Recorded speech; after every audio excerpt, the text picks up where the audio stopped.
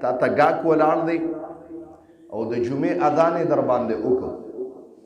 د ایمان به دغه ټایم کې پته لګېږي چې هغه ګاک لاس ونیسي، یا ستا سودا ته لاس اچولی، یا وله تا تیلې ډکه کړې ده،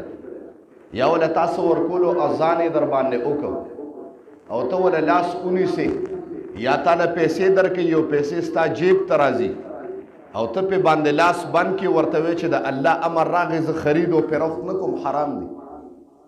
نو الله وی ذالکم خیر لکم، دا ستاسو دپاره غوره دی ان کنتم تعلمون، که چېرته تاسو پوهېږئ. ها ظاهري فایده به تا ته ښکاري چې اذان وشو خرید او فروخت کومه، اذان جي چې اذان وشي نو په ما باندې ګاک ډیر شي، نو ظاهري فایده به ښکاري، خو الله وی دا ټوله هفته به دې برباده کړمه، د دې مقابله کې به درله لوی درس درکړمه که ته پوهېږې. هغه ظاهري فایده ښکاره کېږي، خو الله وی ټوله هفته به دې بیا ذلیله کړمه.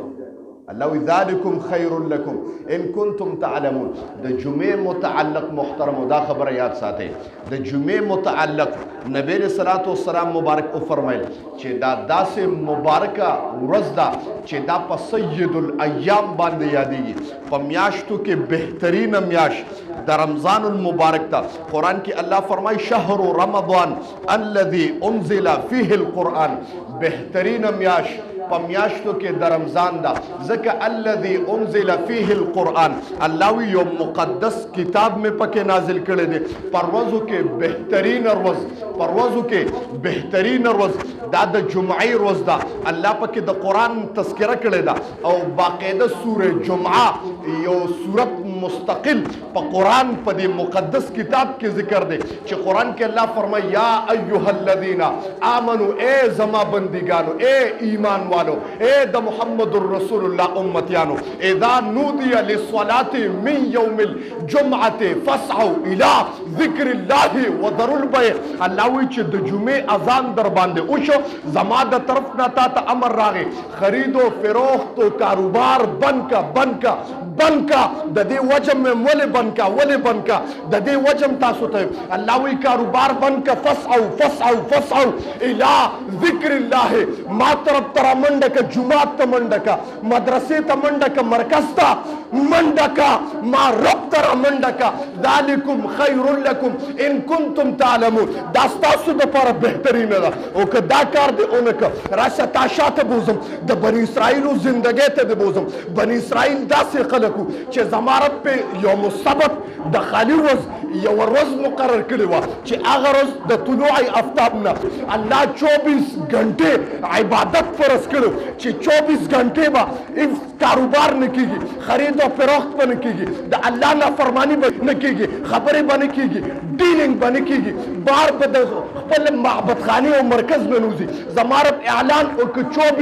24 घंटे په بني اسرائیلو باندې زما رب په خالي پرز باندې فرض کړه. هغې خلکو د 24 घंटो انکار وکړو، زما رب قرآن کې د هغې تذکره وکړه ولقد علمتم الذي نعتدوا منكم في السبت فقلنا لهم كونوا قردة خاسئين. زما رب د هغې نوجوانانو نه شادوګان جوړ کړه او د مشرانو نه ول خنزیران جوړ کړه. محترم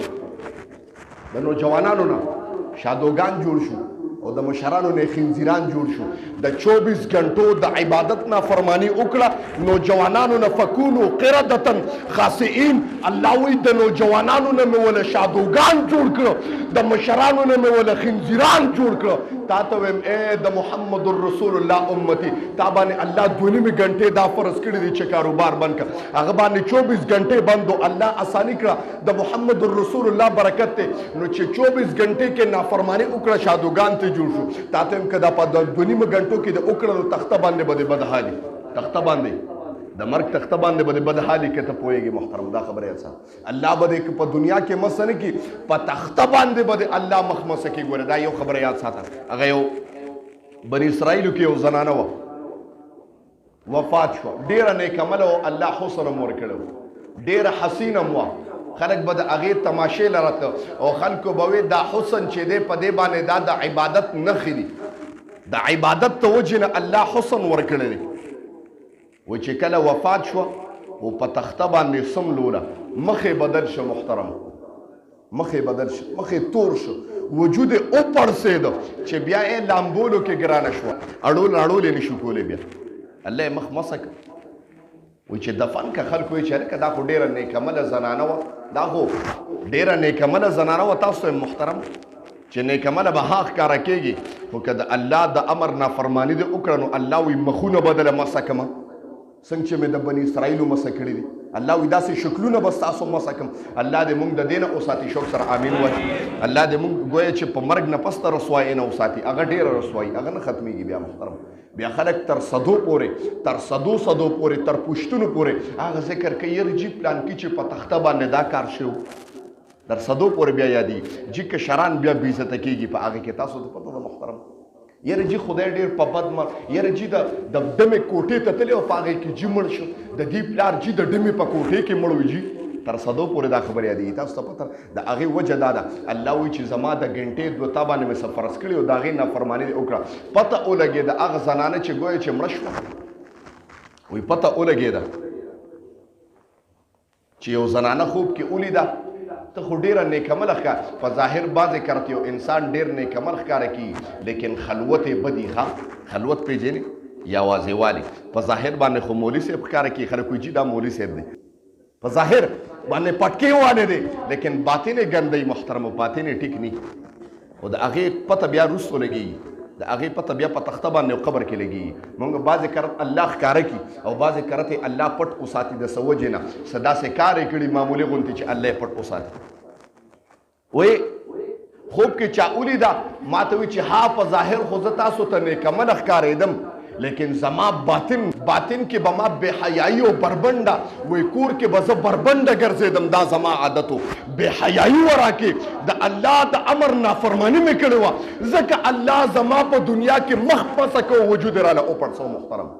او تاسو ته یو خبره کوم چې په دنیا کې دا خبره یاد ساته اوس داسې زمانه ده چې ګوره د قیامت علامات دي الله به درنه اوباسي ګورې ښه په دنیا بعضې خلک وایي یاره جي راکا یاره جي قبر کې به ورسره ګور هلته به جي وي پته لګي بعضې داسې وایي زه وایم نه اوس به دلته هم پته لګي اوس به دلته هم پته دلته هم دنه اوځي ځکه د قیامت علامات دي څومره چې د نبي علیه السلام مبارک د زمانې نه زمانه رستو کېږي دومره د هغې وبال راځي ګورې ښه او چې څومره زمانه مخکې د پیغمبر زمانې ته نږدې وه نو دومره خیر واله زمانه وه